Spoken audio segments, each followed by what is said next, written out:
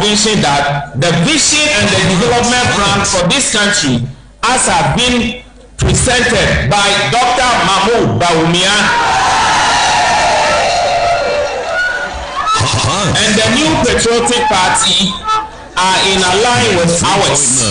We have also examined Dr. Mahmoud Bawumia's personal values and are now entrenched in our belief that his presidency will yield both economic prosperity and discipline to our dear nation of Ghana. Hot 93.9 FM so we mo akwa ba from refugee kesi so. No me no aba ponsiman so pepe and never has run on a swat. Kuada September bobo so ne de to so dum watwa fimpini ne aduno na e. Medini eje so ansa wie me mo ha na me ka say eju biam dwumede so sabe kosise no nan bebo. Generation so ne dia man no dodo be ne woka na se kunyini ne de be ma twedi amponko ambasa yadem. Na ho bambo na basa kese no maso a dia hyehyɛ atamfo ahyehyɛ okremo anko peso de be sɛ yɛ ɔtwease no so ne man nsa so ne nyina bubu na enewie ya de dwunu biam dwumedie no ebrew ya hyehyɛ fridwada kosifiada no mi no bokosi sɛ no nan beba ya je bretina se na ye Ghana amanyo sɛ nkitawudie na akwakoye abato breni ntino dodo na akoye parties ni nkomo de obia so betumi aye enhye da ho medini Agya Wusu ansa sabri dwumedie mi na me de ho chia me de ama kan ho na afei yento ato adwene yenkeka no menseni akonya ho party bia peso kana se Ghana 40 de to ankoma so why not akonya ho se tie ne to ya soma ibesi ginaye edu abato bre so ade obi ne be ka chu bi se kotokwa hada bi wa behwe de ekoso wa nkasa behwe wasetre no se koyie ma o se nkoyie ma eniema a wo hwefri aban ho e na ogina so de to aba sa no ma no hu ana hu we nyina eni ogina so de decide election 2024 brena kwa na eko sei abosome no yeduru edo twem yeko wona so gina ho ebe kan wasem kire Ghana fo wotena ho saa no ameka na bre no so awansa na hwa waso be hye me ka say we parties ni to abo no guso dendende anyantie so mampenda da John Dramani Mahama kopi mo ahafo ne importem ni to abo no bono kan ne ebura hafo we wie bono east we wie bono say what we gwem e wa hafo yes sans so ena Dr. Biom so na pamfo so enemu ono so namfa na running bit so namfa mo kejagum yes movement so on one thing now when bia so afi ese Ghana fosi gina ya ye to NPP ni NDC kune na ye kofa content creator out gina finfina obetimi aso bia amfi yes na aftermath of the NDC demo the course in Ashanti region the course ewo the EC headquarters ni nyina sankitawudie no ewo ho awie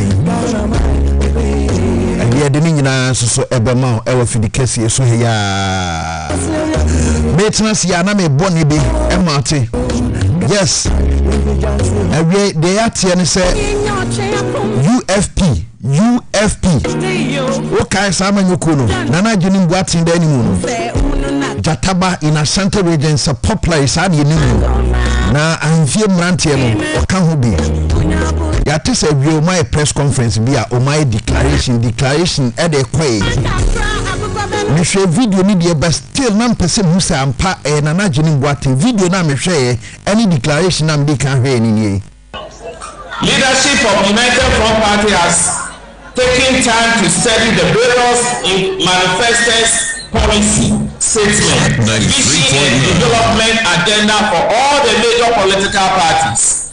After weeks of intensive deliberation, we have finally reached to clear conviction that the vision and the development plan for this country, as have been presented by Dr. Mahmoud Bawumia and the New Patriotic Party, are in line with ours. We have also examined Dr. Mahmoud Bawumia's personal values and are now entrenched in our belief that his presidency will yield both economic prosperity and discipline to our dear nation of Ghana.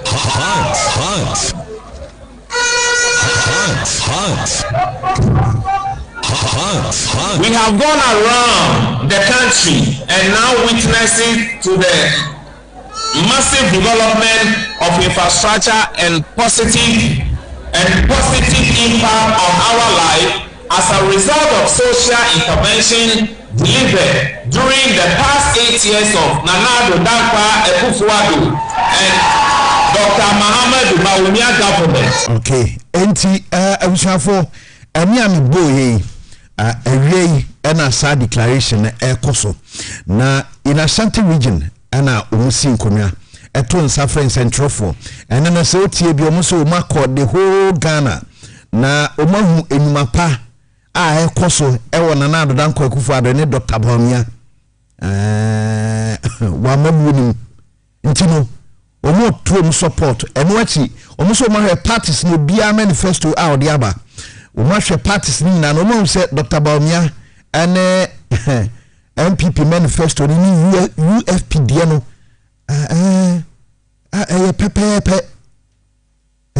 pepe ntino omo de omo chitae ekwa akotae Dr. Mahamudu Bawumia ni MPP achi na party ni United Front Party UFP Nana Jenim Boatin Jataba ene freno na wi awtene kan mo ha Nana Jenim wotene kan Medisi ene tonka na wapom to say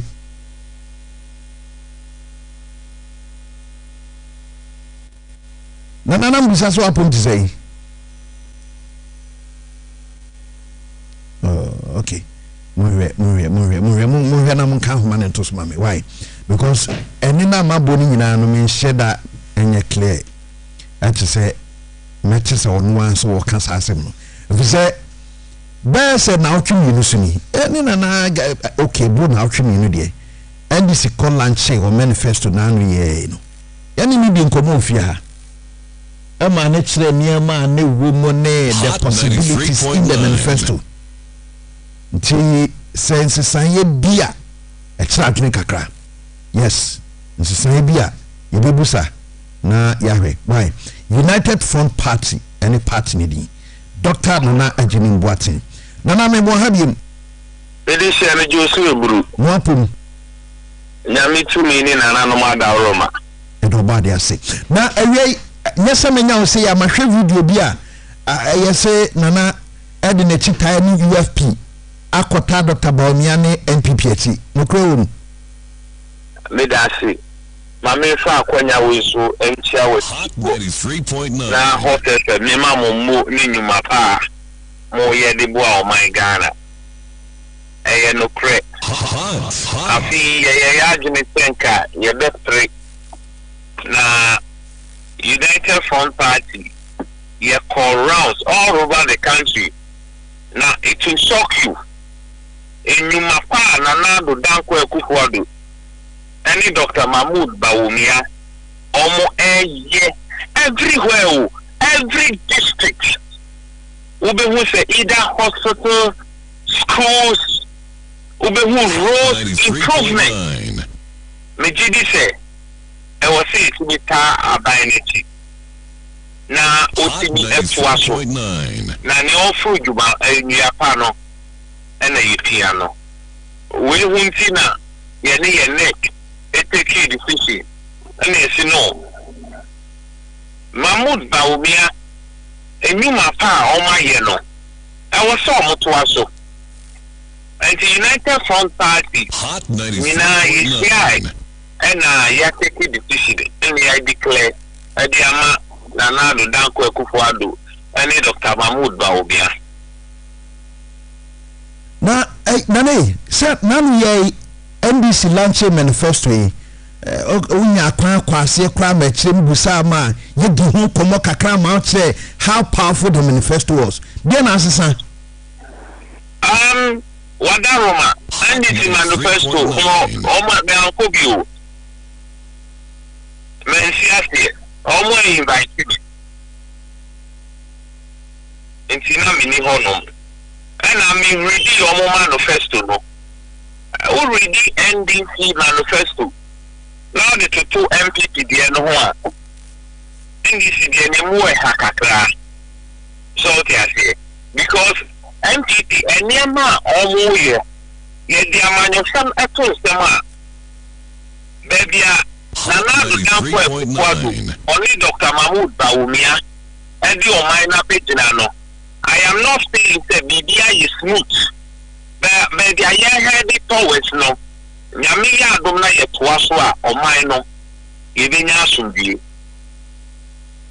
nana sabe ewu ne brebe oh unim etu baby a obi wo hono ma otri baby ti stay there incline akoso mokra onim hono obi wo hono ma otri baby ti stay there kasoa kepkos ni wini bakra wonsi hoda anase water na me ni amedi mani ehu na me di ho adanse so to the whole country not every single district who nanado danko ekufuado ni sanu adwuma wo ho in realistically I am a testimony I am a farmer as well atuma wa be down off me wo farms e wo ho na sometimes I me call for na se me ba ne so to a the fair area baby say atafoa e wo barakati e kwan no so and so to me yiri e manifa nipa for so long and then the head at the fesa na nando danko ekufuado what using the road ministry and the IS I want to man be done off it will shock you they won't to kwai ubehu judicial services ubehu a credit Africa kra ni esi court dan agency honum ubedu baby ubehu senior high education minister is doing well every sector they say no one all the regional okay say the agric minister or born who more dey say farmers and who be ba we are in progress of success and idea biano the essence na ko na momentum no yamana ntoa so na ejigu a ne obeba no afi na oba be shase o mine I was so mine colleague 3.9 nana NPP as a party yeah a party will feature NDC hot 93.9 and now can I say anything nana and MPP will feature than the NDC as a party absolutely hot 93.9 realistically no every institution you need a succession plan isn't it sanity Nanado Danko Ekufuado, he chose the younger Dr. Mahmoud Bawumia from 2007. And now one channel 6-8 years down the line, and then Dr. Bawumia are taking over. Now I'm here in DC. John Mahama or Yeminia, and I respect him, but I'm facing facts. Since Okikakon is 70. I am not underrating her integrity. Or Yemi Mami. What's my say? Okay, Kako 80 years. Now, where is the future of the party? Younger one, Muma believe in an older one, I believe. And the younger one in the one. Where is the succession plan?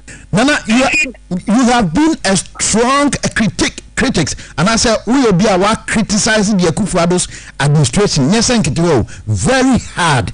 So, be bring one was say obey a press conference. But this year, may I Santini back? Hot now, Yana can't say me say because I don't hate Nana Dankwa Ekufuado.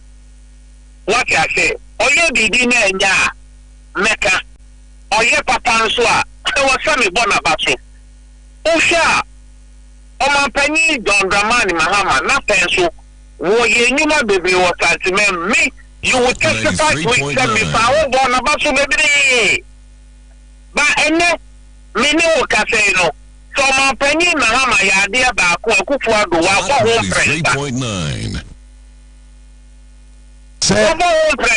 John Mahama ye ba kwa na Akufo-Addo aye ni mprensa. Wa ye ni mprensa. Na Nana Dankwa Akufo-Addo we be Minyano mo semfofo. Moma yemfa no kure na abatwa ye etwe no. Yemfa enko ye ni yenyi otan ene bibi antonke. Nana Dankwa Akufo-Addo wa ye adwuma papa. I may be not missing cry ever. Me tukwai. I am a traveler internally. Missy and cry ever woofly ultra Hot 93.9. And you know kakra. What you say? Nanado yet do a carriage from and you know straight to a so. Dr. Kwame Nkrumah or inherited Ghana Sika. Now your population and do AFA. But what can I say? But black carry double road you know, Accra, Tema, motorway. Upon all the crisis, Nanado inherited debt. He inherited a lot of crisis. Poverty, and so Nanado Dankwa Akufo-Addo or yet Dua carried the longest Dua carried in the whole of Africa. 93.9.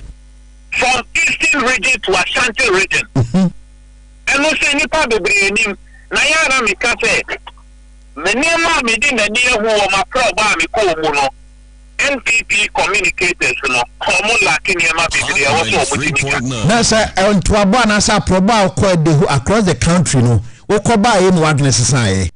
Oh yes, me ko ba e no margin assisa totally 93.9 totally. Nana do aye adwuma oye Lord of jobs in this country. Lord of jobs. Hot 93.9. He has done well. And Mahmoud Bawumia or Twasuno what taking baton as a presidential aspirant no. Me nya kayenya no mandi sifo nyina yenta Dr. Mahmoud Bawumia.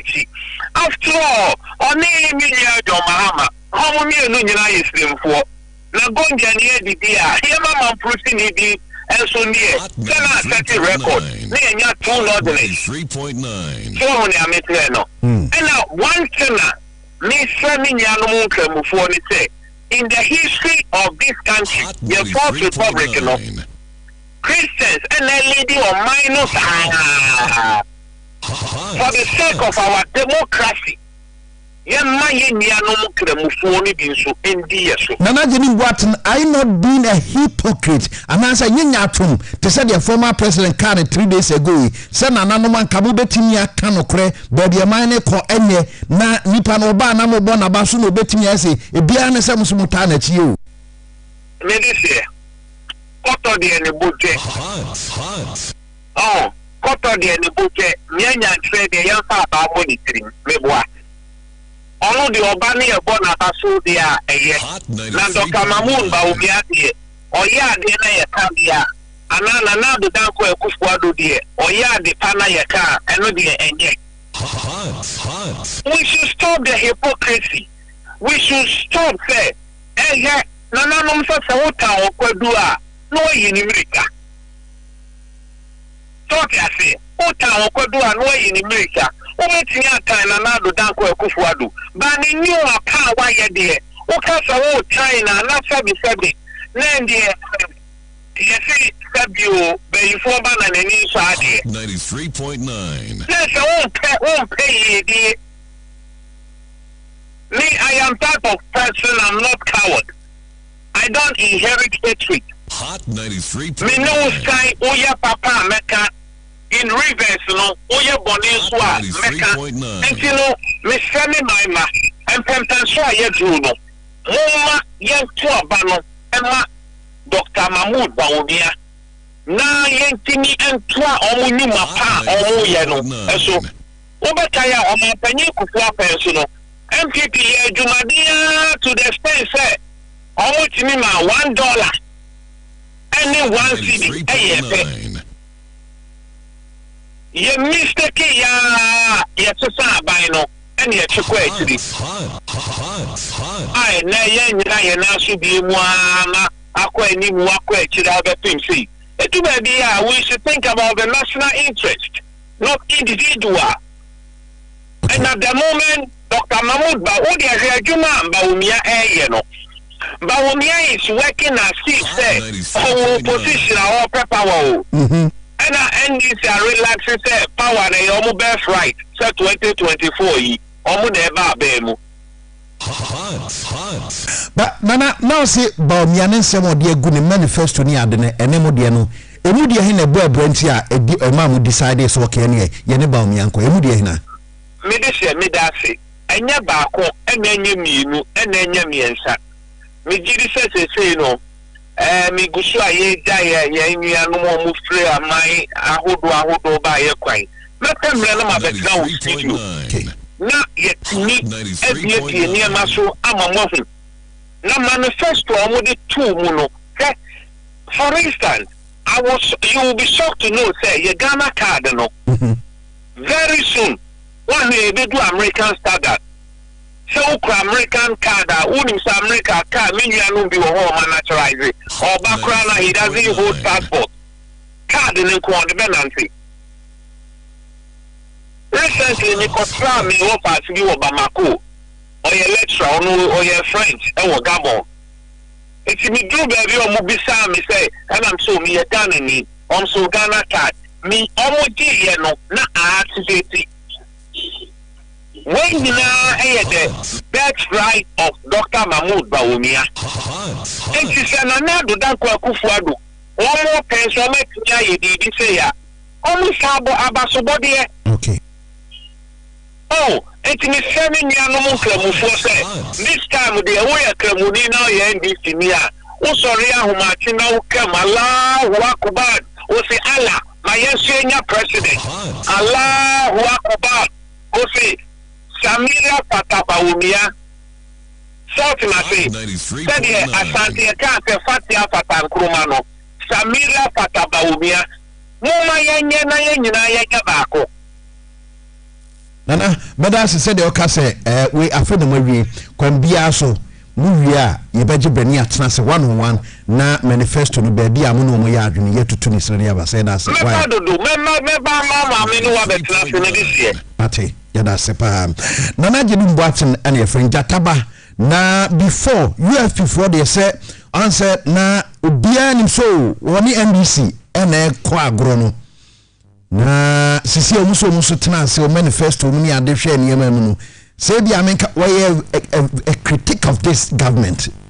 Yes, many bring ye so person e man pegin no kumasi aye bi sukwa aye bi ba na sa akwala na oye sudu okra na ado siase na oye wina no siase sama santmaji ni tumu se nipa we oba obebua amempuntu akoso ene obaye no na penso ena ne boni nyina kuti asanteman za doma hene ne ntoato a woye nyina no doma ha ma penso wuti ene dey see fanya politics no yeah me ka say ye ba ye kan ye sisi e wona na do penso no penso na ye wo intel se ne ekoso no he's behind. Oh, I know I am your winter. I know me a minute.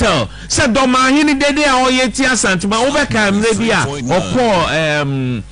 Okoshia Nanado Danko Kufuadu. Also, Wabo Modi Unima Bako Sempa, especially Niaokafa Santamai Hono.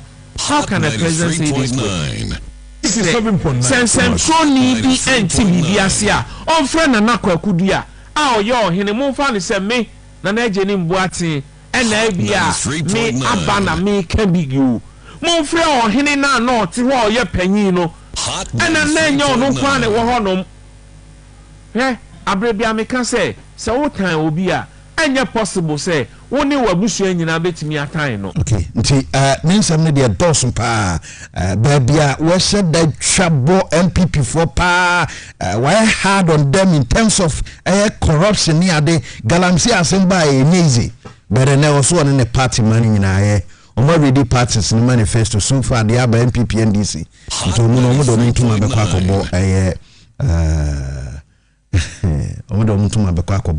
Dr. Mahmoud Baumia. But quickly, Rad Johnson said in Ketia, any Indian Central Region in Yaquenya Shia. By this time, Ron say, hey, Central Region for Becano Cratcham. So buy a more than a dino and what? Nessa Ubia betu Nusuna gu Akofo Murad Yabeguma. And your Central Region for 3.9 Central Region. Are you ready? Move to Monsuno. Akofo Mura Edi Abegum. Hot 93.9. And my pastor in the Central Region for me, baby, on street. They don't want to come. As someone will to say, we are this year or anything. And I want to go party, Yachichi party, Nipa Chichi. Masibo to know. Pamela White, no, Atua White. 3.9. Yadu Wabunya, Chichi party. Yakoya, first election. Hot. Yadi Central Region, and the air running mate, Aka, Memoir. Your second election. Yadi Professor Mills, I'm here running mate, Memoir. Your third election. And the other Professor Mills, you know, or no mayor, Flabella, Memoir. Fourth election, Professor Mills, Central Region, Flabella, Memoir. Fifth election, 2008, Osaya Flabella. And no winning mayor president, Memoir. Professor Mills is free one. Yami Amfalikra, NCA. Oko, on the exchange, John Mahama. John Mahama, Sakofa, and Misata, Central Region, Abaya Vice President, Memoir.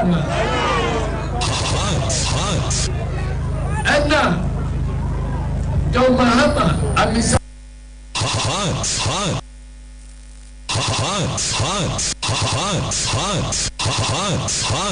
Well, we analysis no ya na babisi so pepepe. Currently, we are the chairman of the NDC. Chairman, just say can't chairman general. Johnson is here in Katia. Yes, Nenra demonstration also so. On one said the anymore. But we also share Yemian more Central Region when him straight. No one catch room. Say Umu 2 one soon. A good no one quack of Fengra at the Abegum. The premise now will say free sell or day right from the day NDC yes or back elections or Ghana had there. The beer say one flag bearer or running mate Ninana every Central Region. Now anyone was say a do about Toswa. Among cotton cotuaba, Bono Makwa Cotuabano, Edia Etia NDC. A hard journey. Until maybe almost in what years in chain, and so back on track. In Kitondia Akoso, between or no as the chairman of the NDC and a man for Central Region. Yes. Yadin Kitondia Batwaso had the amount. Now in the NPP manifesto. No. And Kitandia before Bako Edema a manifesto committee, no, especially on education, where CEO Edema Ghana Library Authority, what's not so he for Sian your friend, Yanni Bedin Komaka, now be the phone so about the Keho, a bigger phone dra, and Kitandia can associate media bro. Biom Swa, Oko Facebook Live, comment Nedao, and I say, there be a page no on Sabeka Biano, share a comment into, said the bear for being a beer.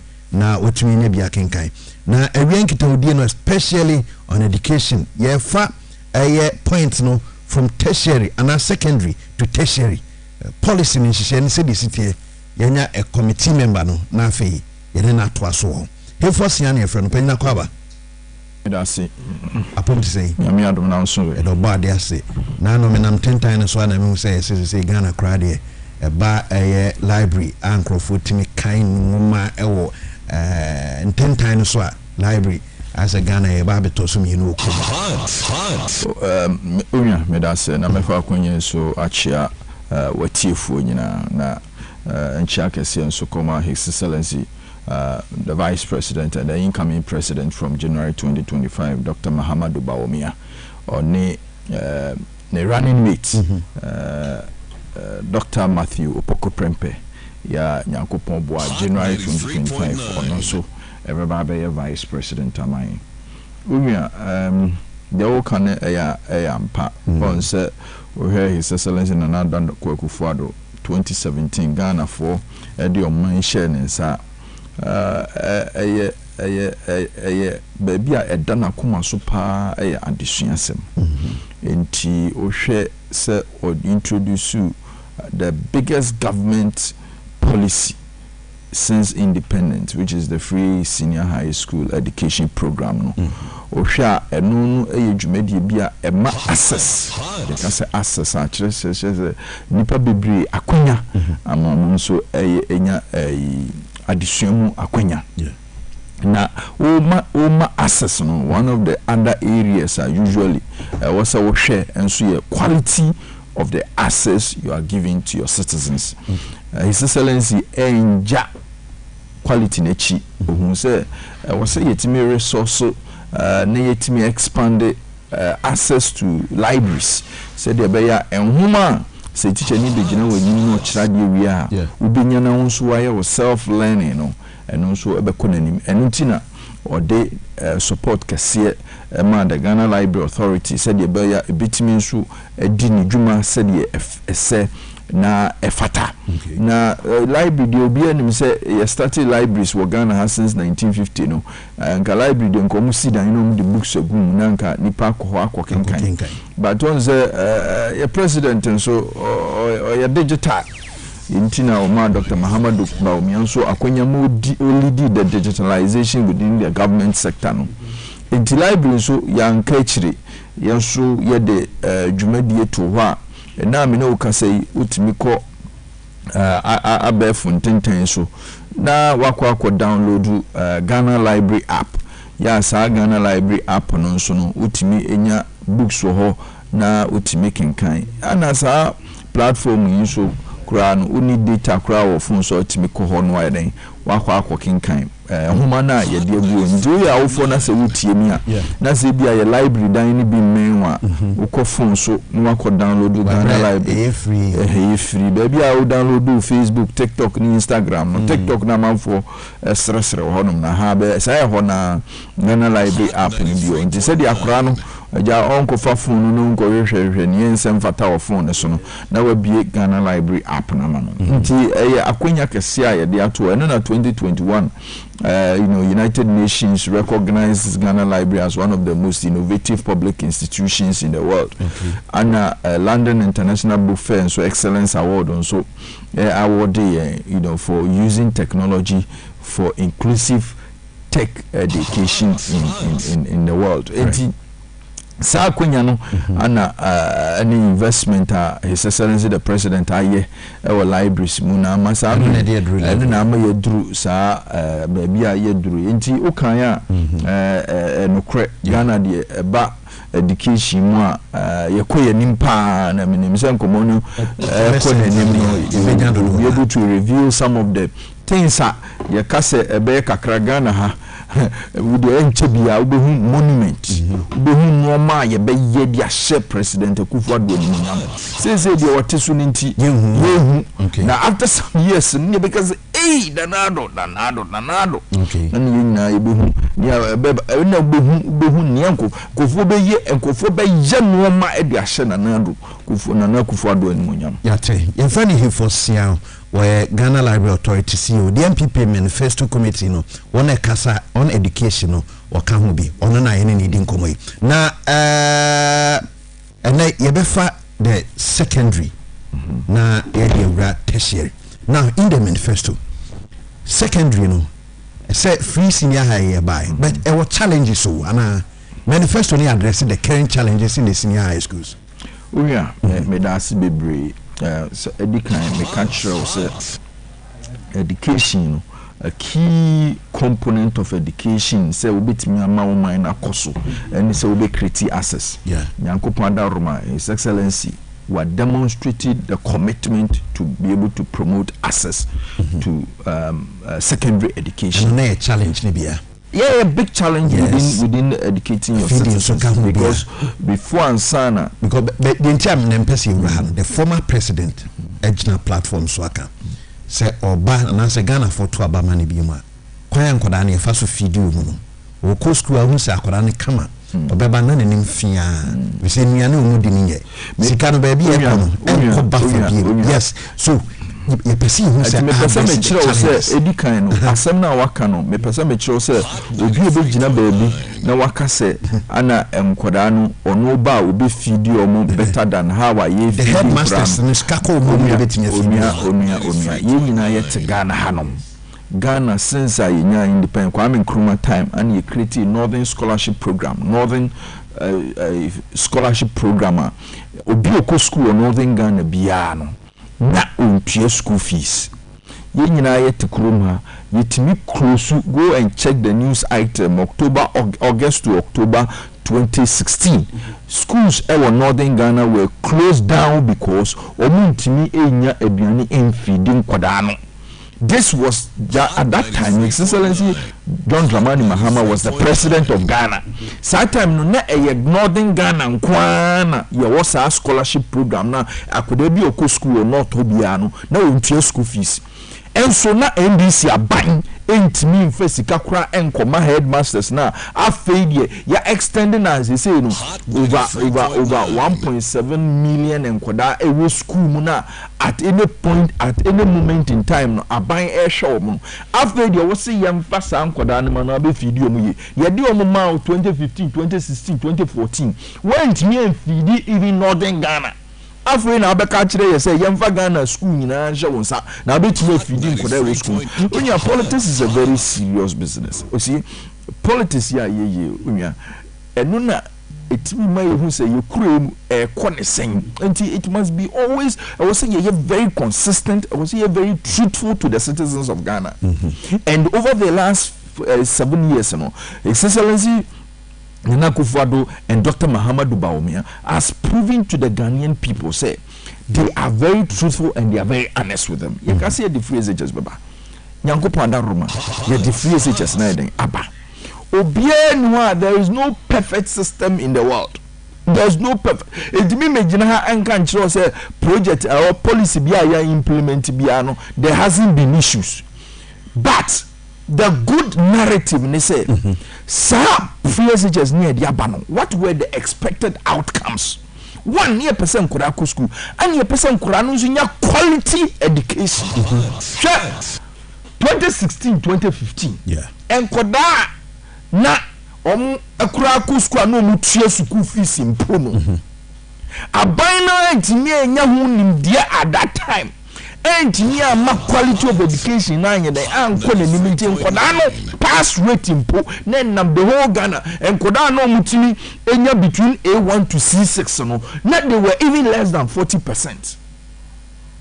You introduce free SHS you have programs training capacity building tools and resources chop now NDC time chop crani ntimi nya bi teachers no they are creating marker board there is a school be no you use you battery and the board so black senior high school the marker board and your mom markers and the teacher for the child into the teacher need to me chatare white and this time we a teacher need to me chatare white and kwachira because what are nyina be fu and they are marker board your markers and the teacher for the child you kuruma do you know the outcome 2020 and koda enya A1 to C6 omo ko throw exams ni nyina 70% of them 70% of enkoda e ko throw wasi look at the results eno ye de omo some dey apoko na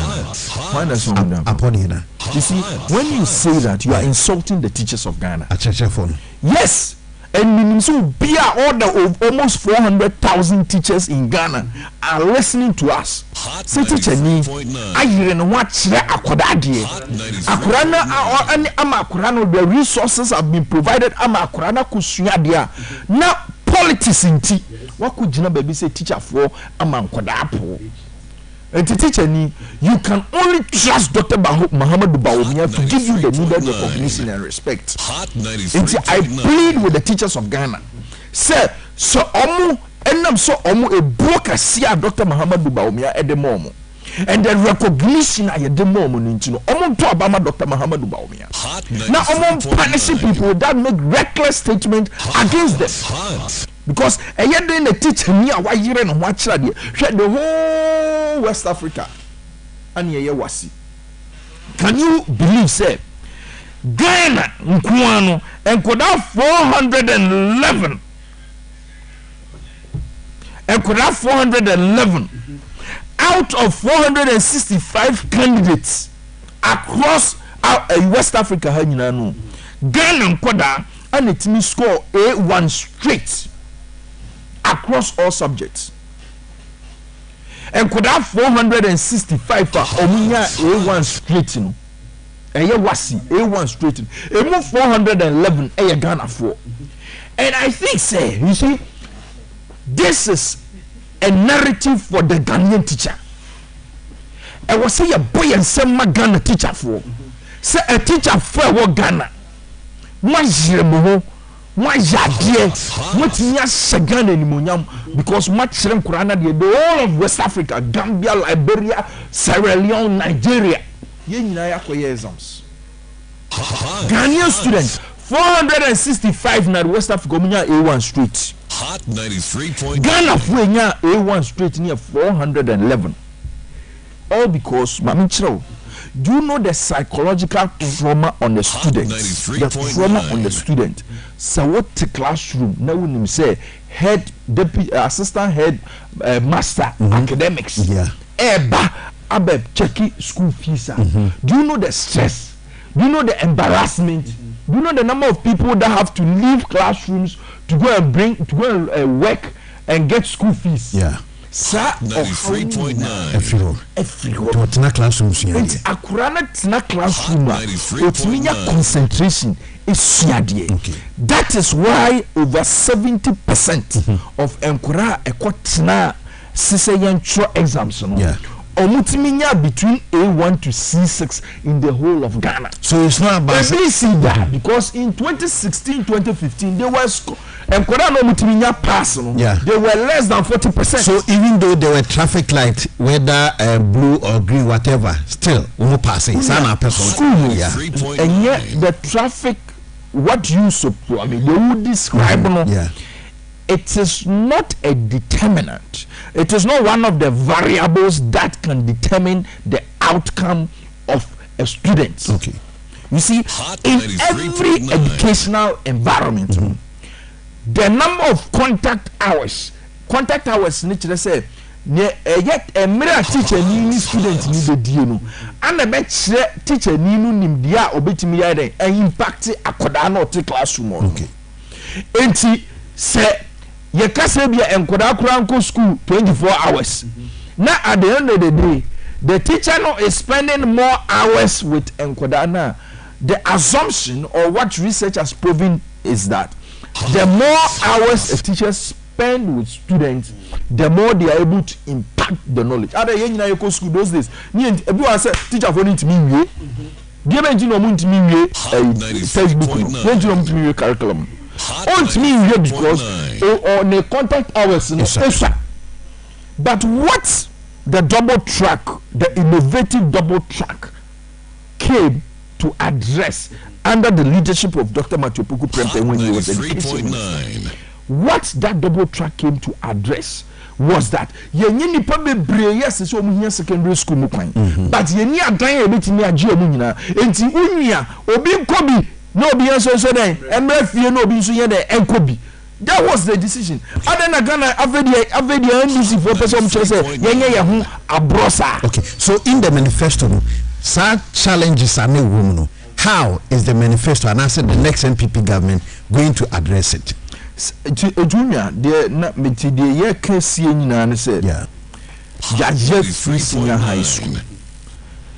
Nyankupada Roma, the quality of the graduates from senior high schools that we are producing are some of the best on the continent and are even proving their worth on the global scene.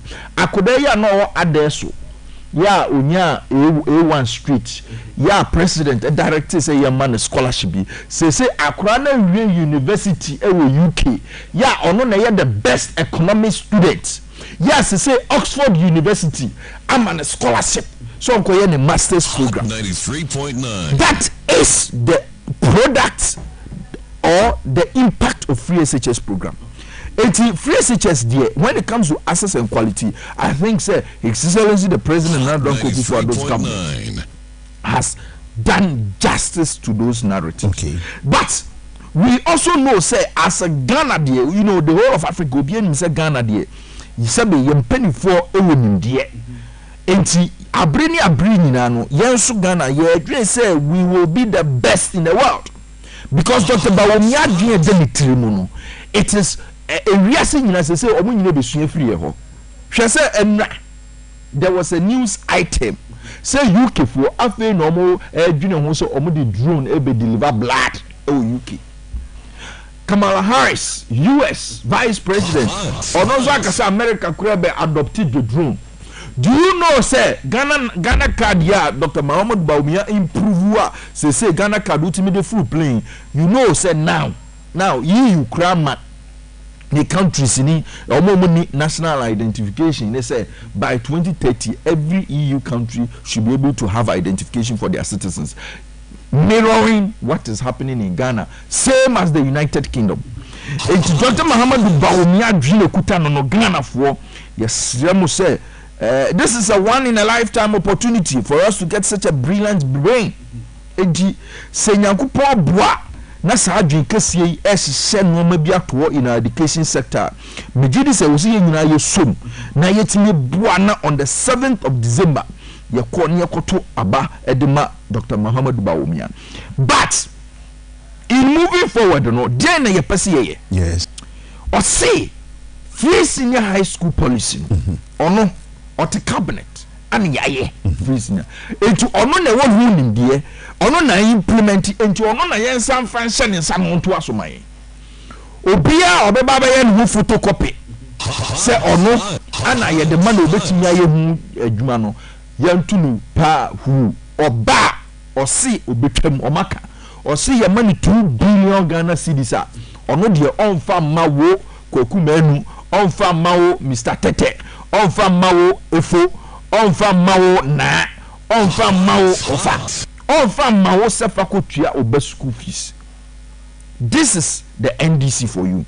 Enti Dr. Muhammad Bawumia say yem function nsa na enye free senior high school kwa but technical vocational and education training so ka ho eno ne free TVET no. Enti TVET for na monye free senior free education policy no so ho faso no Dr. Muhammad say oyeden obe twaso ana Dr. Muhammad Bawumia say se no Nyankopon da roma na ban etimi aboa ma infrastructure ya yehia e wo secondary school no yeden yetimi deploy ni nyina Nyankopon boa aban e hyebo say within 5 to 7 years no double track no you be eliminate every hole because we would have been able to build enough infrastructure to contain the number of students or more graduating from junior high schools no. Dr. Muhammad Bawumia say yamfan to Ghana for him say Nyankopon boa from 2025 no there yeah free double track no you be here then every hole now for the nyina ye beginning akọ you school pay period ye nyina ye kwa ne nyina ya makwan eno so ye nhyehyɛ kekra kesia ode den ode abeto unya wo kan aduane sem me no nyina ye nim se tamana president ko for time ne ye ko secondary school no me nim se sa time no what we were doing is na me na me school na ye wo a friend saying ye wo 93.9 ye wo abefuo so ada say but say no school farms systems na say eni ho Dr. Muhammad Bawumia say oba be bushemu kena na school bia was asase bebre yes Nyankopon da Roma Kwame Nkrumah time secondary schools are set to say universities in asase and secondary school bia was asase bebre and Dr. Muhammad Bawumia say what the special program eba I'm a schools no now already even in this administration some schools your headmaster and say your farms in India we commend you highly because some schools have been very innovative. Some headmasters and headmistresses have been very innovative to even begin to implement this policy. Yeah, Dr. Muhammadu Baumia Odeba. Now, what is going to happen is that headmasters will have options. It is a buying feeding grant at least you have something to be able to take care of your immediate needs. Okay. And also into school farms is a very critical component of your policy to supply the food supply chain challenges in Ina. And Dr. Muhammadu Baumia say yana secondary schools no akabakwa a cost burden on the secondary schools no in their running and so much electricity light bills. Yes, light bills. It's the huge component of the cost to running the free senior high school. And he was say under his government he has a national policy to add 2,000 megawatt of solar to our national grid. But me pacho team me ba be ketwi on say Ghana your electricity company of Ghana and your Northern Electricity Development Corporation or something NEDCO until ECG for take the southern belt of Ghana na NEDCO for so then omo ehwe soro na ECG ni NEDCO no omo ye suppliers omo ye distributors of electricity but you will producers generators of electricity ebi a private companies ebi nso ye Ghana nso huma ebi ni VR for use hydro omo use nsuo and the generating electricity Bree Power Authority omo nso use nsuo and Bree atini aya solar panels omo dia tu nsuo so ano nti solar nti say Bree Power omo omo generation ya very big electricity generation mix say no omo hydro and omo solar and omo generate electricity ana tama NDC tena ho ema Ghana kwa hunyenyem ma yekoto odumsom omo nye innovative nti ana omo kototo generators akese ana edi petrol na egum ene gas na edi gum na ebeka ana ma electricity bo ayeten wo Ghana ha because anka wo buy na your economy expand na because anka ye innovative to be able to also build a dam because president propose see dam but ye ntini enya sa nimdie ni innovative brains no ana ye de tena ho Emma say your friend is saying power producers are your generators are there's nothing innovative about it and you did gas ni petrol gugu and a cost na you did private individuals no more generating power and the grid co na grid co and the ECG ni that no some of no fees no cost no more charge grid co no effort and at the end of the day transfer to the beneficiary who are the final consumer okay. So what is Dr. Baumia proposing? Dr. Baumia is proposing that solar technology, it is a cheaper means of generating. Ghana Dr. Baumia can say what the 2,000 megawatts of power from solar and the national grid and so. Next for secondary schools you cried your solar systems. So senior high schools no.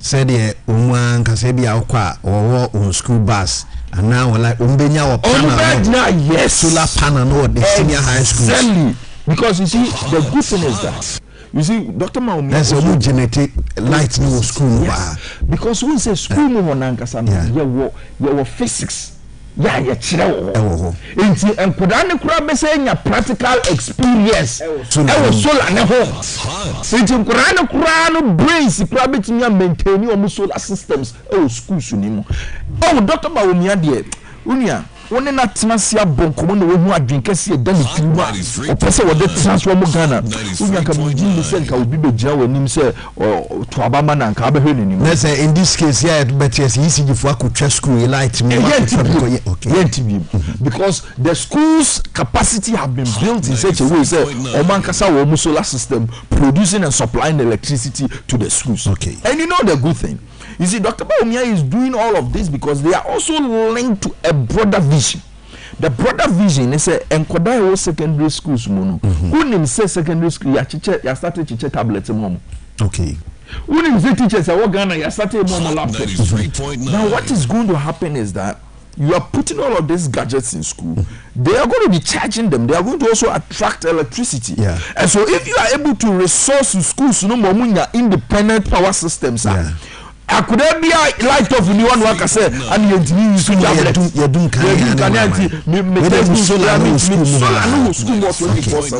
ebeko of an when your problem internal. Yes, internal which can also easily be resolved. Okay. Because the capacity has been built locally.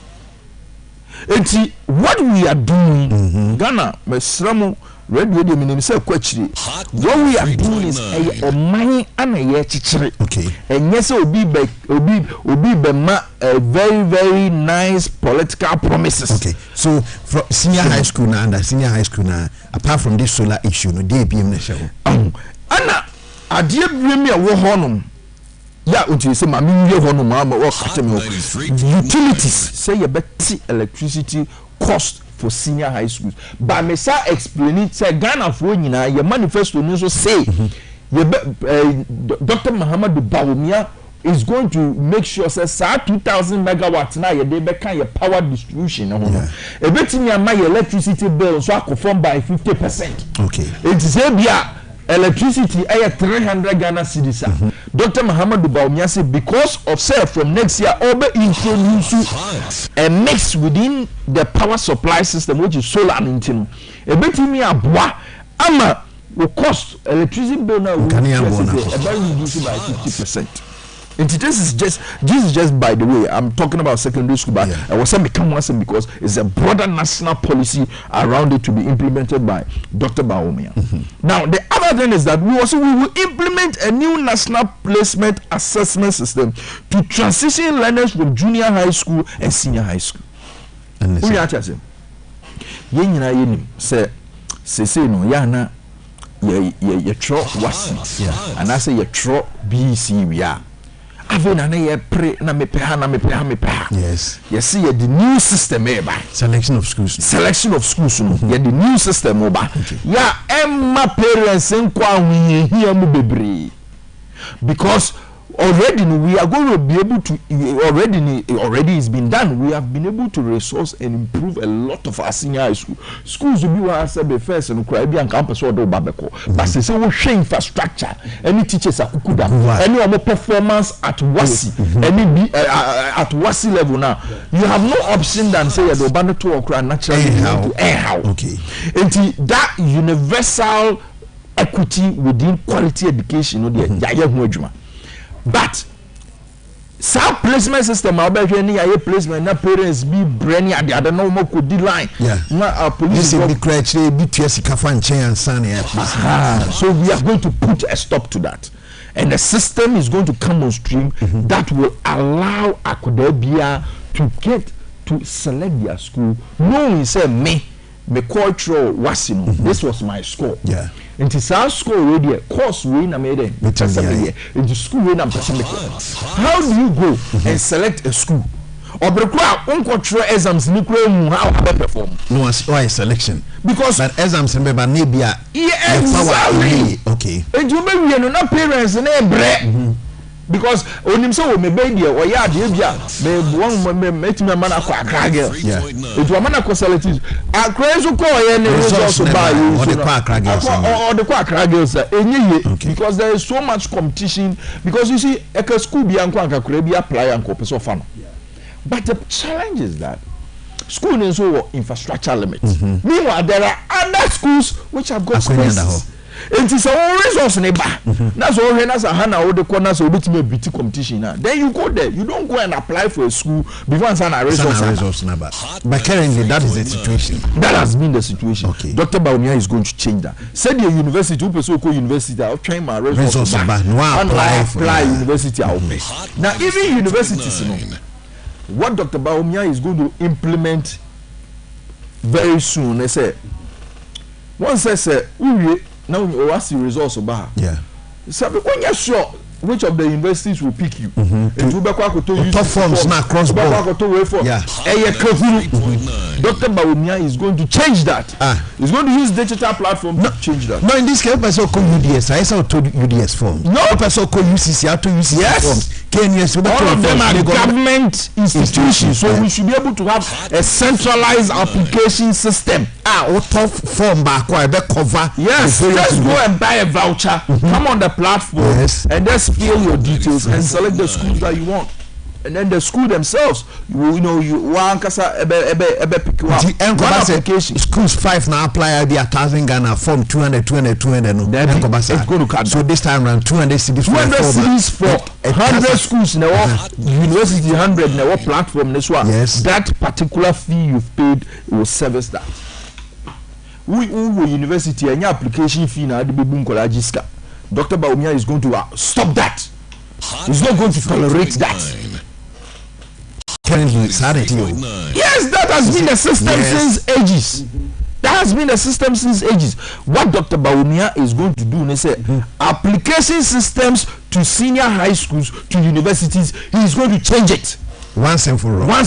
Performer, voucher, exam apply across board. Yes. University credit for now. And yes, autonomous individual institutions. That is the pen. So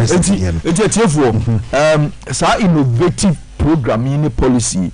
And mind you, Buno, I believe another year, she be a day, if you see him, said the way I did improving will be was 8 million among yes. A chief at the Srenia, they were 2 money say.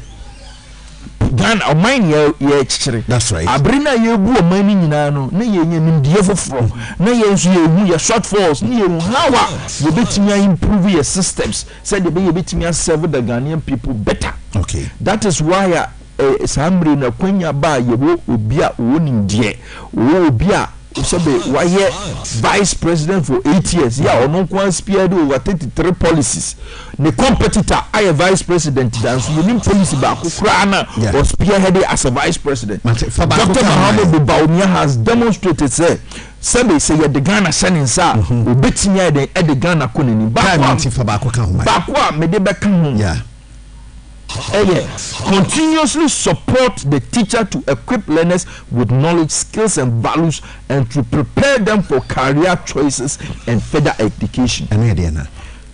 Also, your secondary schools, we always look up to your teachers for guidance. Sabe ene uko secondary school bebre ma and could have bebre when courses school university waiting akoye. Into Dr. Bawumia is putting up a very strong counseling system in secondary schools. The teachers themselves are going to be equipped to be able to also guide the learners. Not only in knowledge, but also in skills and values. Because Ghana has your values to be so say the team so much. And the teacher will be prepared to be able to offer this critical area of support to young people, especially also in our career choices and further education. Because sabi nipa be brain okay me ina me yard ye general science na me papa ma me koye your friend is saying say me doctor.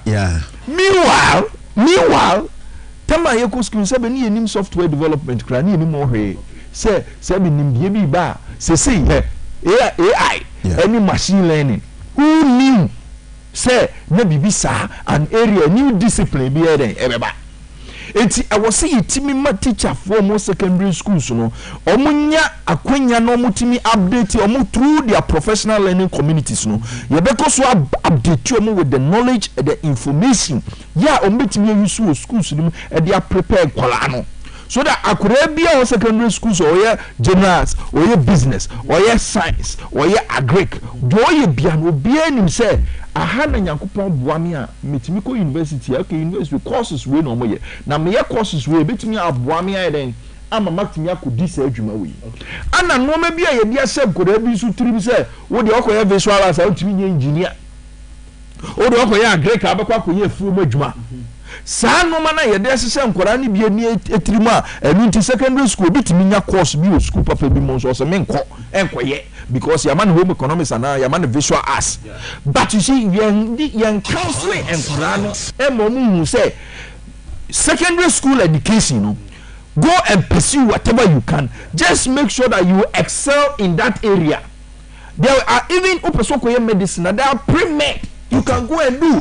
There are pre-engineering programs you can go and do after secondary school. Too rigid to say the first net year. But sending me away, I was here demand because sometimes they say me admission or say to do something called agriculture manko. Yes, ebi aneso anka okoi. Aneso anka bi anka be koi. That's right. So, those are the things we need to be able to equip teachers. So, they transfer. And Dr. Maomia recognizes this. Okay. And that is why he's putting up a program in place, equipping the teachers to be able to provide knowledge, to be able to provide skills, provide career choice guidance to our learners in our senior high schools. Right. For we are part of the manifesto. You can say you can't any brand enso. Your friend here for senior. We are member and I say okay. And penifo mu na ehwe nkitawudi unsem so e wo the MPP manifesto no on education and then yene ne kan the tertiary and the secondary and we maybe ho a bi so akere bia na onim in the manifesto or chese we said Dr. Bamia winia and niema opeso ye at the second cycle and then the tertiary and no ya beda na sene yednesi ya nyame adoma ensem ne dosun te ye bon kakra na afia bedafo so abai ye no mato so si o ya beda so hu na nyame adoma next week no akonya ho a sem free na ankosi se ye beto abade ye bedi hu nkoma bibia no we bekam te we enso da se ye to nsafro oji ye so ye da se your friend here for CEO Ghana Library Authority and a member of the MPP 2024 Manifesto Committee no, on education area on attending Ghana. My bigger for come now think it on dear where we yet to media bro. Hot. We're funny about okay. But me and try humor. Now think it on the end to us. Why? Good afternoon, Mr. Commissioner. 93.9. I believe you received our request to avail yourselves to enable us present a petition to you this afternoon. We are happy that you are here, but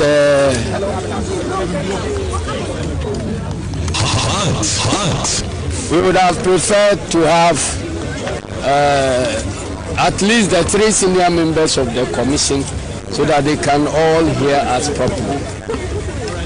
Nevertheless, you are a trustworthy servant, so we believe you will carry the message straight to your bosses, and then the right thing will be done in the spirit of your own logo. We chose to stand by this logo so that everybody will know what you claim you stand for. Transparency, fairness, and integrity. That is what the Electoral Commission of Ghana claims to stand for. We are here this afternoon to urge you to live according to your declared motto. That is transparency, fairness, and integrity. 93.9. We have our petition to your office, but we ventilated many of the issues inside the petition. We don't want to delay the police because we have seen that they have also not eaten this morning, and we can easily see the fatigue on their faces. And so I like to restrict myself to reading our key demands, and then we will hand over to you the petition. The media can have copies of our petition, whether electronic or hard copy, so that it can save all of us from spending any more time. Our demands: considering the grave irregularities and discrepancies uncovered in the 2024 Provisional Voter Register and the Electoral Commission's admission of unauthorized voter transfers and errors, the National Democratic Congress, in the spirit of safeguarding Ghana's democratic process for free, fair, transparent, and peaceful elections on December 7, 2024, respectfully petition the Electoral Commission to do the following. Number 1, permit an independent forensic audit of the voters register and the Commission's IT systems, which we suspect have been seriously compromised. Because we have seen actions they have shown by the gods of Ghana to us that those actions can never happen behind our backs. But they themselves have attested to the fact that those very actions have taken place through manipulation of their system. So we want to mend the roof first before we clean the verandas. Okay. Emra, we eka Ensemora Johnson Esidun Ketia Jina the NDC Amanyuku na nemu to Electoral Commission for nemu abra Emra odo petition ekoye ensem ne Dawson na omaki kan woman so asini ede 1 week ato ho dia koso watibi wo bi so ye NDC ni so ye NPP ni so ye UFP so ye whatever we Ghana ni dia koso watibi we the petition of the NDC to the EC. Now, Abiachi Electoral Commission for the Krataba say petition omasum. Niema omudia shemu. EC behe say sano mano obejina so dia yeduma. Nemum die amambrane de dahu say EC yeno. And no pepe and at the Electoral Commission be and no Ghana Police Service and so or the Kratato so demonstration there quite except kakra by meaning still oma boy this amanyukuno and so abaso say when you peaceful a demonstration. Na Kokumauli Nenega a NDC a member of the communications team area Watanase. Samson a chairman of Marawa a former third national vice chairman of the MPP area on also so Ekaho. Kokwakwaba. Onya, did you so upon to say we did at the end so ache yen nyamia onda a ontunku o de ne de ache yedana se na wo so de mo na me gusu hwe nkakra nyamia se na demonstration so ultimate faso yeah me ko pa that's right placards na se me hu de 3.9 ana de na oboni gentente placards na for the amanko oh me placards na me di bi de fifie one oh yeah 3.9 what do I do go yes that's right yeah what so ni say Jean Mensa aka Osunu controlled Jean Mensa order Electoral Commission no yes aka Osunu controlled yes and a second one Jean Mensa led Electoral Commission equals to credibility deficit Miami placard na me de free ekoya no okay but it's the sinura the general the to response from the EC the police yen come na yen hwe ba bia bedo yeah me that onia me say chewe telephone na we producer any ahwe for Facebook live phone na edika ma member NDC echitafo abaso efa ejumdia ye die nura in fact leaders organizers to me ebua ye di demonstration no eba so enura no me bo bia eba so in fact edu ba bi no to be honest me ankasa yes I was overwhelmed na me ngingi say ebetumi anya numbers sa particularly say ye were regions no na wonim say ti say kaswa ye central region edu ba bi ye demonstration won kan ya omutaba okay nti mi na me hwese bia ombe kasa ombe ko central region nti na me expect say nkofo na obepia ba no ebenya nipadodo sa edu ba bi no police for no ka na agye omunsem in fact yen ankasa crap NDC internal party security na regiment na crap no na man for no empese omobe go within the rules and regulations na yedi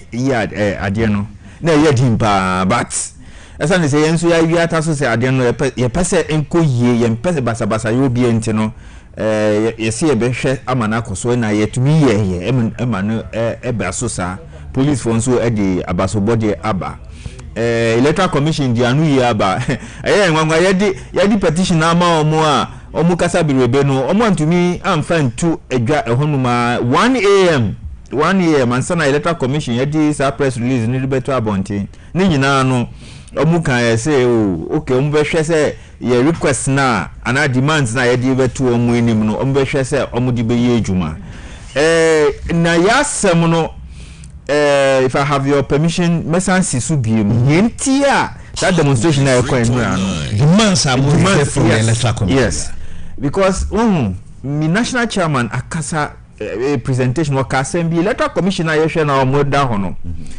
omumoto ana nia ejumedi a yedi electoral commission ahye omusa so omoye nyenti a omugina ho omuse transparency na chere ojuma wo abaye no emu finchim omo beye bibia finchim. Second one no fairness eno so no omundi enko obi afa. Third one no integrity ni dem ntumi hu se ametren wo twi kasamu integrity saa de miensa no na omogina no egina so na ye kan no MPP for uti omunso a omunso 2024 elections abato aye kono omuno strategy na omudi ba be wini aba to eba so uti omunsem no na udwi wuye a omo ankasa jatu say in fact research bi Afri presidency aba bontin say we no election na ye kono omo hu say omo dumi win first round no ye second round na omo di ni nam but strategy na ye hu ni nyina ni say MPP for no ankasa jatu say omo ambo edwuma omo anya ade for 8 years ntino gise omo ade nyama bebre ahwe say electoral commission na betumi aboa omo a na aye fragadam nyama e dia wini aba. One, you see electoral commission ya ye registration ewie limited registration ewie na aye exhibition ewie na in fact exhibition no krabbe baso no na ya see electoral commission in fact CI no ana emra na regulate elections actually say anka electoral commission enfa provisional register no emayen ansana exhibition no ahye ase ya sre electoral commission e the pen drives akọ any hard drive fa register no mayen because exhibition e share ase ya person hu nipa dodo be check omudin wo register mu the register na wo ewo electoral commission ewo ehwe nkrofo no din no enu na yesu ye wo na ye check electoral commission amfi yesa eda ye be kwa ko share exhibition ase ena ye si yembaji electoral register no meanwhile over 33 like 1000 police station bebia ye exhibition no Ghana baby wo hokra u free ha se wo ko ho a ade be chen and so few hours to exhibition after na wo mudi ahye ye san yankasa bebere ye ji nya ye best bebia ye best ni dia ko ye dia ko afana nyina ama amanfo age shase ye dwuma but exhibition ko wie no ye tro krata ko electoral commission say nyama na akoso no we have issues nti e be say o sha omo and here electoral commission omo an sha ye mpo enu ye omo di ba ni so so if electoral register no nkwa dia they have a robust omoprofonio and they put that on their website. They said they have a robust and a credible register. And I say provisional register so question no ebisa you e hona na electoral commission dimreka akoyisa post ni ba every hose omo register no a robust and credible because we are dealing with a provisional register.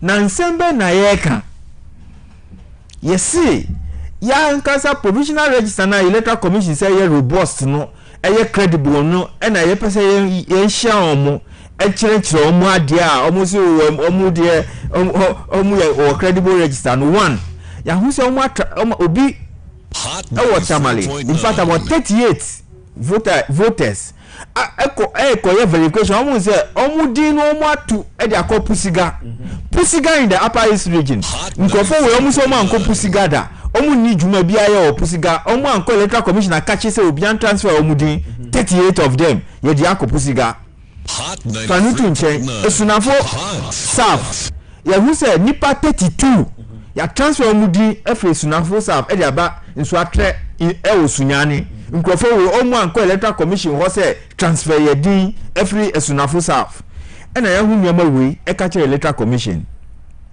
first kwa mu dinai e kire with Dr. Bosman Asare yakoye demonstration our electoral commission office honum no and I say oh nyama we ye hu NDC for kano omudi like it has happened but we are working on them. Almost say that's the essence of the exhibition. Exhibition and unti yenim say sa excepts we ebeba nti na Biom say yenko. But from the beginning na ye can't na we do person enye nwanwa because and when thing you Biom at all say yenko hese sa ni maybe see ya. But only say so much deny you but we crap there. Yeah. Na nyama menu amabo boso every esunafo we pusiga any esunafo south pusiga de no tie electoral commission say won wa punish district electoral officer esa ni say sanyama no akoso yeah uye no free ho a nyaye ya betini say tamale ho no obi ekọ sankrofon nchen ko ka kire mo say aban pese o ma busuan it is abusuan no fa voter ID card bra and almost only the voter ID card no buy and na sa voter ID cards na nipa 38 ndi buy no and na omu dia transfer akọ electoral commission system no mo akọ transfer microphone vote e dia akọ pusiga na se here bisa district electoral officer no oti ho ono he is just an oversight officer returning officer ono otina ho ya transfer microphone no o ye ni den and the electoral commission say only the all to me punishment say ni paneso ben cross in na ye adwuma obia on the part na ni rule a will play until rule no wo di diagram na say wo di kururu ba ma na wi mu bi ba ho a say wa wo yes ade na say mra ni exactly so identity electoral commission returning officer no there wa jaya onu nipa na onu na wa hwe ama ya yewi a transfer de no punish onu district electoral officer no enu na wo punish no na wo punish onu a identity na e bia da jin mensa na oti hono say punish the source ne ba ya na and I see electoral officer no sorry returning officer no say uko na wusi uko transfer sada no enye district electoral officer what I know say about one adwuma bia the police station na center hono nipa ya fa na ye na adwuma no so isi mra no nim ye de a kire no exactly enu so na yesi wudi exactly adwuma se nipa na emi sa amra no so a ade na yesi ye just nipa no won ye betwe ebi agemensa aboso no ntiti o nti wo punish nipa na yesi returning officer no because returning officer no enye district electoral officer no yes ono na call field ekoye se adwuma no ba exactly nti eno no mo ajan no mo mbisa no hwe e na mo punish district officer no hot 93 some suspending no because of no oversight responsibility. Them say over so oversight responsibility so na nipa na wonu akoye saade no akoye hwe hana ya ana wonu na transfer nkofo na no uye ne den eno nu nkan onu ni ho atam ena onu nam ho ba fa no tu nchen ye bisase electoral register na ye provisional no ye mu hwehwe mu akoye demonstration ama electoral commission no ya hwe se nipa 3957 omudi omudi in fact these are people who registered in the year 2020 but enya ye kasa no omudi any register ne so their names are not on the register and no electoral commission no oye ni den register no bi wo ho a nipa ube hu say picture nipa ni din kwa na wo ho picture ni ho ni age ni ho ene 2024 na ye ka voter register na nipa picture ni ho ni din ni ho ebi so age ni ho awo register no so na ye si nyama we ye clean a wo si wo ye hu adwuma say ye twen ma the final register ne by and nki hu sa ne me ya wo o ja to mu in the first place I don't know your problem say na we say we can say SBC no so mfa so no nti say obe audit na the register no bia enie the final one na say bia sa na me esia you betimi call for the audit so in the process of and I'm driving to a point sure baby aye wo ene there were over 240,000 voters ya transfer mu 2020 and then in 2024 who year transfer who said it's 240,000 figure no e dey abeka sad new 2024 transfer na we no and no e chere den what are they in 2020 but who some be transfer in 2024 what's our transfers at 240,000 and the money provisional no meba na 15,000 din so ho usu ye no transfer na 15,000 transfer na wa ye no udi bi akọ Northton udi bi akọ Tamale South constituencies o mu nko ho but in 15,000 crofo no omo register on he porte because registration bi obeye bia no nipa no be ko ba bia ko ye registration ye who 15,000 baby omo ye omo registration isi se mo fa sa dance di nyina amra because home office no always open and available they are always available mon famra na sa correction ye omunye hard ni onua sa question na bisa wa bisa mi answer me ko no so no hwe electoral system na ye wono foolproof and in fact ukaya in 2016 under in 2012 under Dr. Farijan initial auto say yakofa STL Superlock Technologies Limited a IT firm omo ejuma ni say omo be protect electoral system no say obi antumi nya akwenya ewura system no in fact under Dr. Farijan oni password ana way key a obetumi awura sa system no Charlotte say didn't even have it Superlock for nkwa na ewo and apart from omuno some of the collaborators international agencies for no ebi partners no ebi na ewo sa password to be able to enter those systems but ene amini wu kasai no Superlock for any hopium ya pamo no afre ho Jimensa akofa obi a in fact there are two so omu na omu ye IT consultant baku ye friend ya okwache ohwehwe ya okwache echi ya anani history a oye amfo kwache eba amfo kwache no onu na odi statement newspaper eba amfo kwache ni Nana Akufo-Addo and NPP are like typical way bedfellows ye kasa and they say amfo ya okwache and ye Jimensa consultant uye anu free wa omusa baku bi wo ho aye friend Dr. Ofoyaje omusu typical MPP omusu ye consultant nti omu mienu na ye consultant no ema Jimensa ni electoral commission na ye kasa uye anu free wa there is one guy ayakofa no free Kumasi appointing as commissioner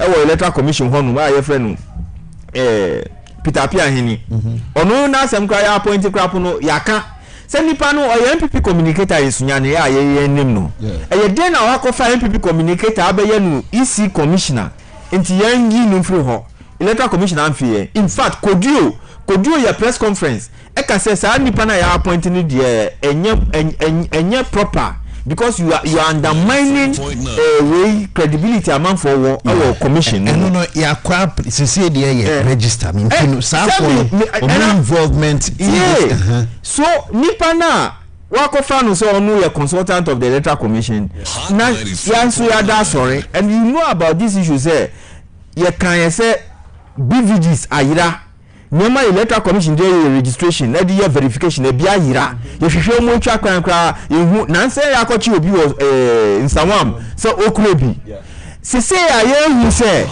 obi to me anya kwenya electoral system obi an to me apart from microphone na Superlock for to me nya access ene obi atumi anya kwenya alwa electoral system no mu atumi transfer obi votes akopusiga no okaso obi anya akwanya we electoral commission na adwumedie so okaso obi anya akwanya so obi free baby ababe transfer vote tie because and I was telling you transfer na no electoral commission is illegal where officer meba where officer wo ye adwuma onye alien to the system no tie na adia no electoral commission say onu adia to mu say transfers na ya no illegal because in Kofono and Kohose woman transfer or move was an illegality has happened. Yeah, in Nipano ye alien to the system. We had more electoral commission. No, and why that illegally? That is why be our cancel suspension. Now so much suspended. No, but these two topics and I say I aspire because Nyamana akoso hono.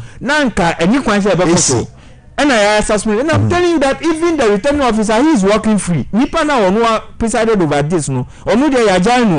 But I'm saying say electoral commission and kasa aja to me say an illegality has happened in the transfer of the vote. Finally no, there mu sini na poria.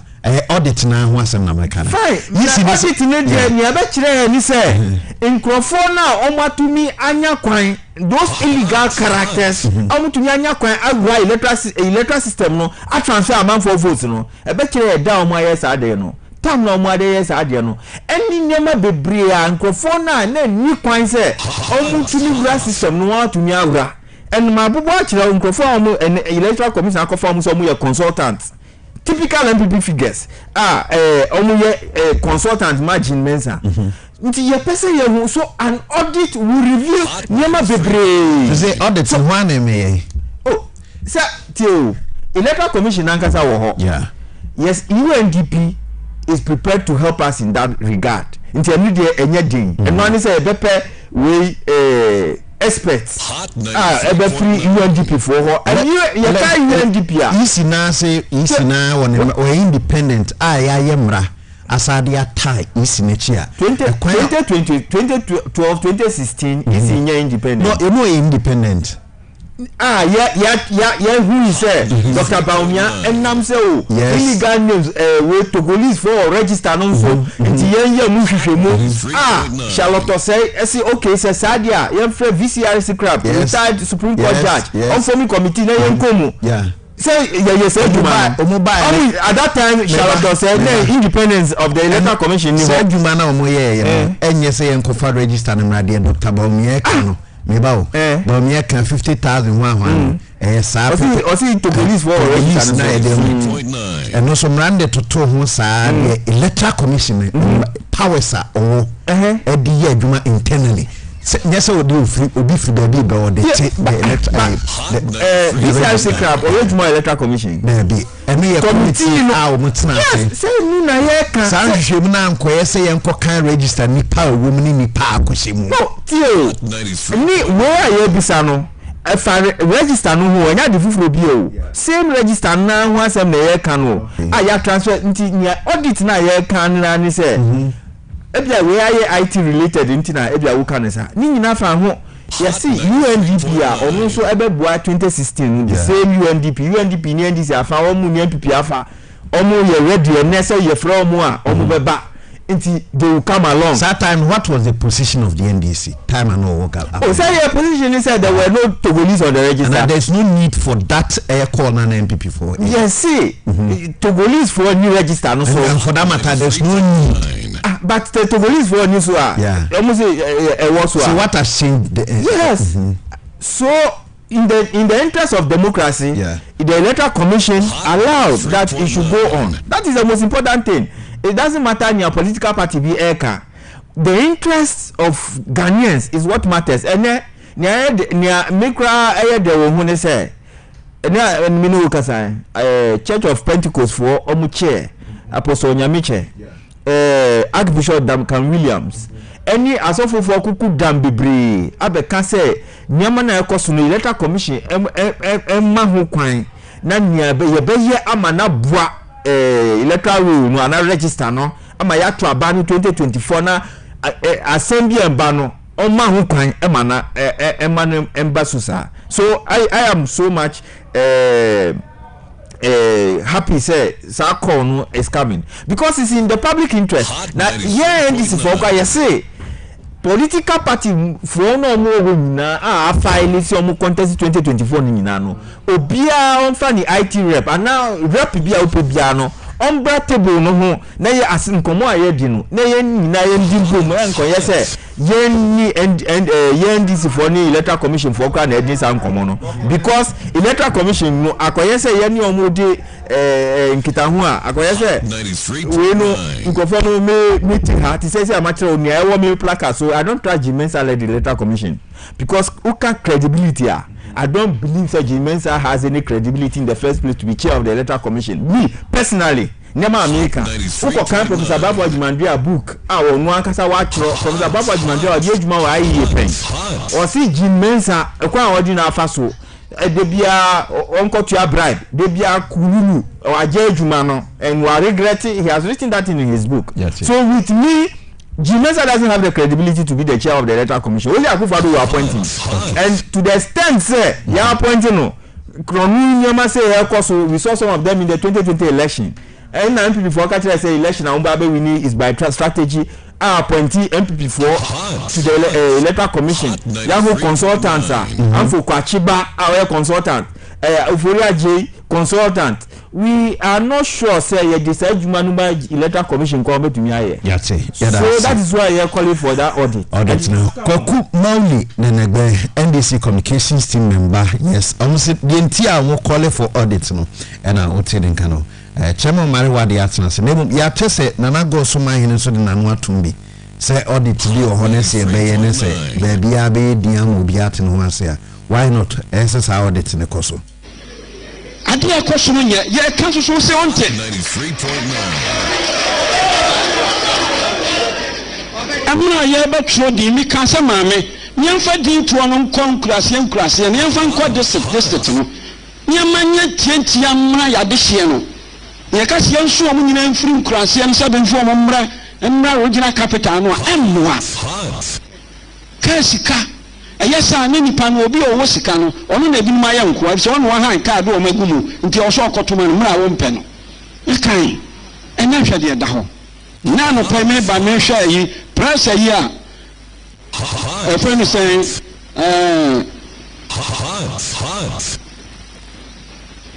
press yi a ma me no di aba na say Electoral Commission di aba say o pe so hia NDC we share last paragraph. So it's our bro from the Swakan, Mushia. Yes, many people from America. 93.9. This is a material. You are 93.9. 4 years. Nanum say, Amra, you America, may want you, Jama, Matrankunya, and you. Matranko, now so Wakaboni, or Bessa Baby. It's your best say. One go to Nagana, Asujie or Ghana. Asujie or Ghana. Tiasrano. The NDC for can be around on family tour. Ya we should not be any more. What is he and you be?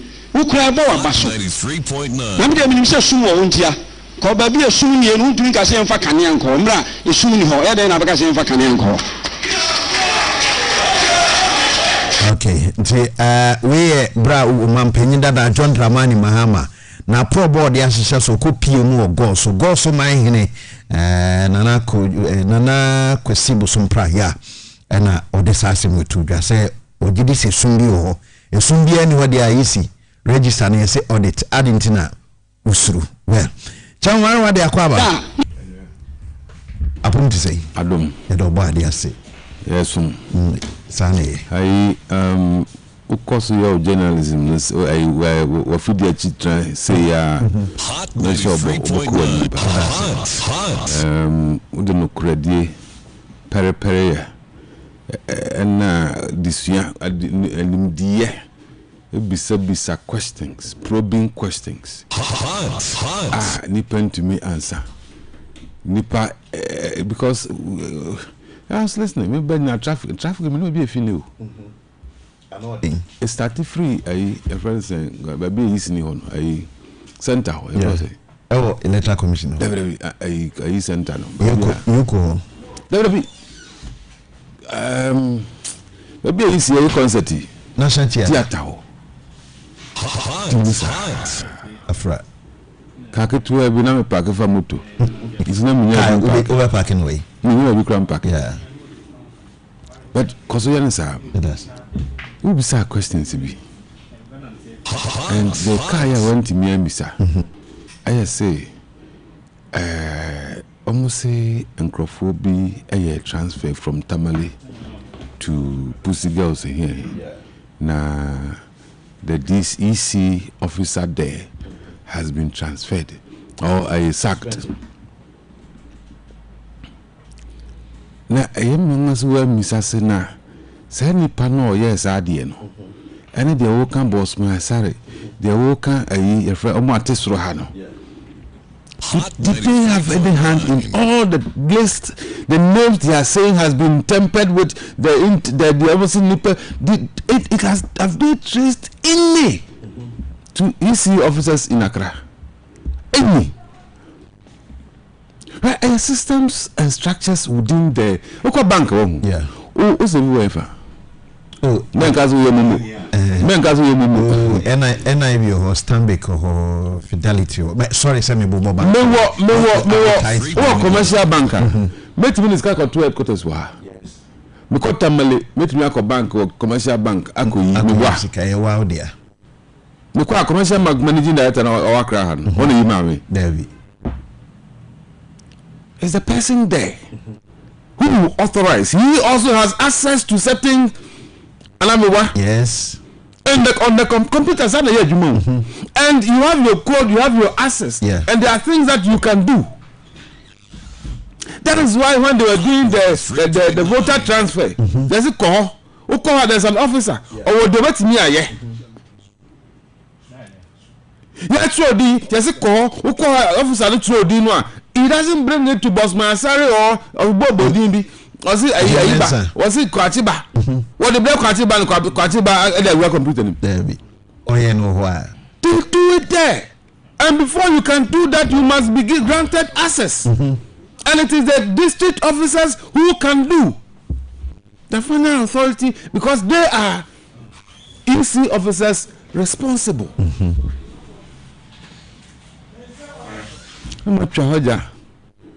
Much regions waja. Debia any boss man sorry any you say J Mensa any you Kwachiba any way consultant.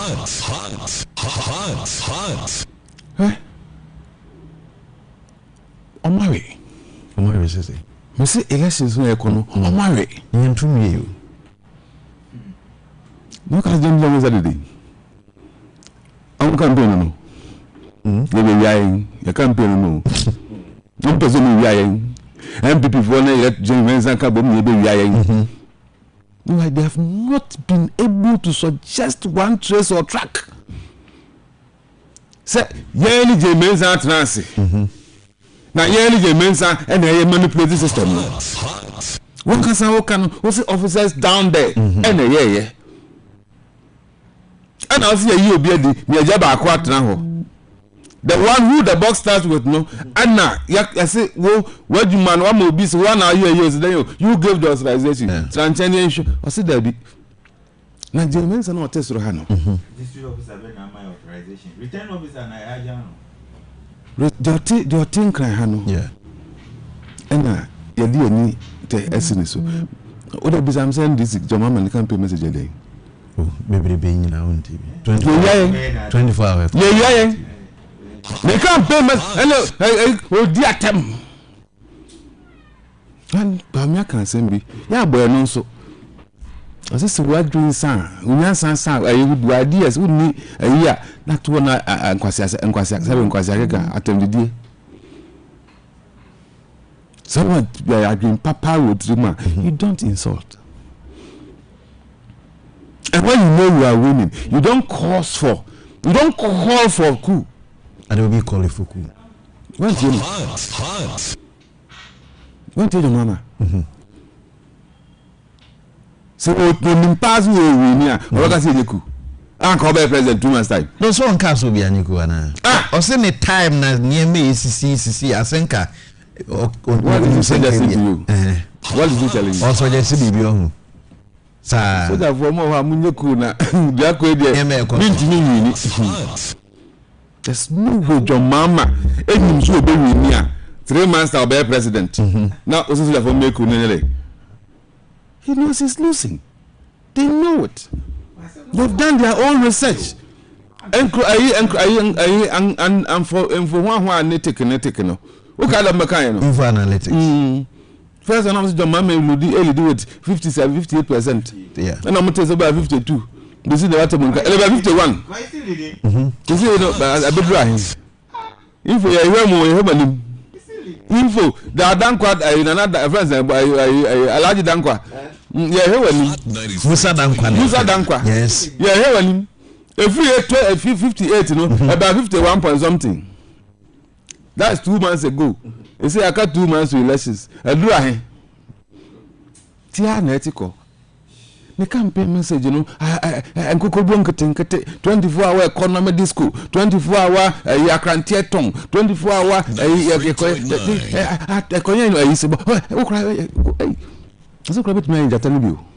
Jatano. Omare. What do you mean? That chairman, some them say they say that. And 24 hours. so we back as a min koye jate. And one crowd koye me yabu. Na better map. And one went to me nante. Mama was the young one in Jatana or better. Ghana ha. Mebuna maba me bibi. Say ye kron sem me ye connection sem ye connection sem na. Obi en friends kan ko bi adwuma mo na bi.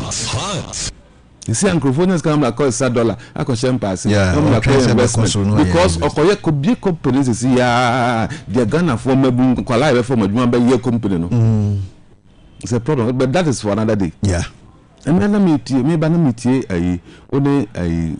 see you the no more Kanyanzania, but Ghana Library too. See you, the ideas. The programs, the policies, the structures, the abema mumesia aye, you know. What is this for NDC? No, omo kan ya ne say omo eba ombema tertiary tuition free. How much that is? 300 cedis. You are got forms no crack or school no crack. It's more than that. You see, the you crack for 300 cedis, 200. You. And then we are giving you proper. Oh no, you can't say something. We are but time. Okay, me meti. O di ene yahi. 3,000. Bisa. Some 3,600. They are in 3,600. Share. No, academic fees. Academic fees 300. Universities need to into the yeah, they know. Don't worry. No, but it's not 300 cities. How can you say 300 cities? That's also about 3,000. Mate. And try you chat so. Say academic yourself free now. Come here, my bill. 3,000. I am pa to mamo. So boa to tiano. You see, I am part to mama. Me say I am part. Read me say I am passing to over 3,000 academic fee. I am to mama. Say it a boy so dia. 301. Me jamamu. Use your brains. 301. To be dim trust academic use of 3,000. Na school fees even billing going including accommodation but money or the demonstration anyway so campaign no atonsuom the mama nessa mo kan na Ghana for anyi antum enka wadi MP adi deputy minister adi minister adi vice president adi president policy ba kura wuntimi mfa maaye enka kwatira afie enka policy bi abeboa and the policy be a very innovative. We and I never to that. And I to attend the day. Debbie Ameka. Me say, yeah, and this is for the mammy. We don't call for Mukoja, Mukwasada, Mukwa Soria, Mukom and Conto anymore. Monday, Yanko Ponce said 20 your friends, the COVID, and Ukraine by. Hot 93.9. Monday Yanko Ponce say COVID, and Ukraine war, Russia-Ukraine war by. Now, Russia-Ukraine war, I'm a years, British, but 2 years now, I'm a global economy, global. But beyond our problem, and let me rape your friends TV. America for economy lectures is coming say the crash UK everywhere. China, even China, almighty China, and today. And to Ghana, yes, we are the Abba. And then John Mamma and the campaign, and I buy phone, and I buy time, and Mama who watch the young. So he does not even know where the problem is. So how can you solve it? So I call through exams. Now exams were never 2 anymore. So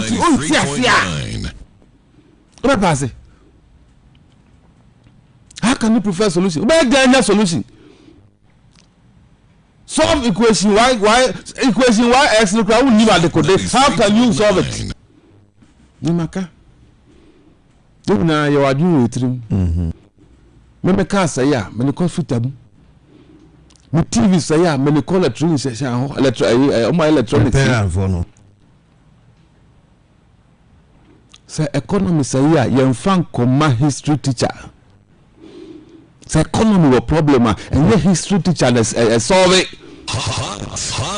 history teacher catch our past now no they see ye but prefer we are in an IT AI we are looking into the future. Hey, do you want to go back or forward? Mama Yahudo. Truka, but who gonna poto? And gonna for a tutian a pound. And kindness for moon pay, no for before from Ra. Our brilliant new ideas. Muslim tias 93.9. Wala Ghana for mo po be mamo. 93.9. Na san tuti am pamo no. Mun kon compare from ra, mun kon sama dream ra. Na mse no an de beba. Mun san de bayanka mun ko dunu ko fie kura no. Se ohene ye besu ohene anka ye tetew. The mount ye bi ye trenu bi e mawo ayi bi. Gada no a. Wo ko to ko va kura nsem atembidie. And if you camp, there's not a single platform I could transfer when the 3.9. They can't pay message and say Ghana heading. Forgetting say Ghana heading also ban and can my one solution can be big can say na me ba me ya Ghana ye ho atoyen zero. The bizarre is a teacher for Amukosiano and to buy a katua no be den. I see me ba me ko hwehwe can be o ho can be no da me ntimi nya hwe hot e bi o ho de e be cha di oui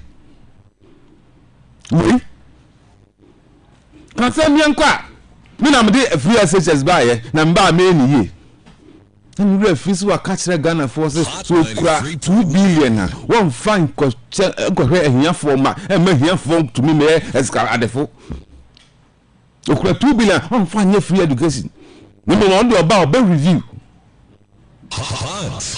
and then okan say so o ya logic we kura 2 billion na me na kura 2 billion me fan ko hwe hia for me fan free SHS na me ba no review let's go about